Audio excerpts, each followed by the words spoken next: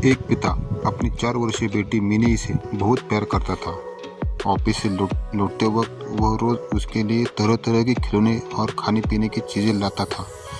बेटी भी अपने पिता से बहुत लगाव रखती थी और हमेशा अपनी तोतली आवाज़ में पापा पापा कहकर पुकारती थी। दिन अच्छे बीत रहे थे कि अचानक एक दिन मिनी को बहुत तेज बुखार हुआ। सभी घबरा गए। वे दौड़े भागे डॉक्टर के पास गए, पर वहाँ ले जाते मिनी की मृत्यु हो गई।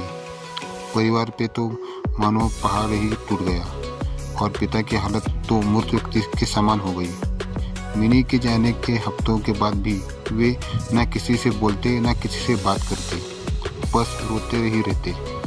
यहाँ तक कि उन्होंने ऑफिस जाना भी छोड़ दिया और घर से निकालना भी बंद कर दिया। आस पड़ोस के लोगों और नाते रिश्तेदारों ने उन्हें समझाने की बहुत कोशिश की, पर वे किसी की ना सुनते। उनके मुख से बस एक ही शब्द निकलता, मिनी। एक दिन ऐसे ही मिनी के बारे में सोचते सोचते उनकी आंख लग गई और उन्हें एक सपना आया। उन्होंने देखा कि सपने में सैकड़ों बच्चियां परी बनकर घूम रही थी।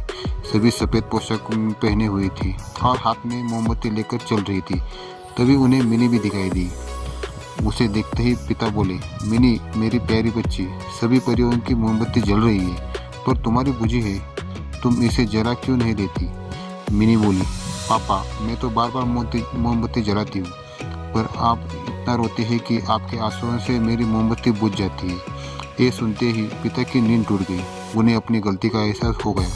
वे समझ गए कि उनके इस तरह दुखी रहने से उनकी बेटी भी बहुत दुखी है और वह पुनः सामान्य जीवन की तरह बनने लगे। इस कहानी से यह सीख मिलती है कि किसी करीबी के जाने का गम शब्दों में बयां नहीं किया जा सकता, पर कहीं ना कहीं हमें अपने आप को मजबूत करना होता है और अपनी जिम्मेदारियों को निभाना होता है, और शायद ऐसा करना ही मरने वाले की आत्मा को शांति देता है।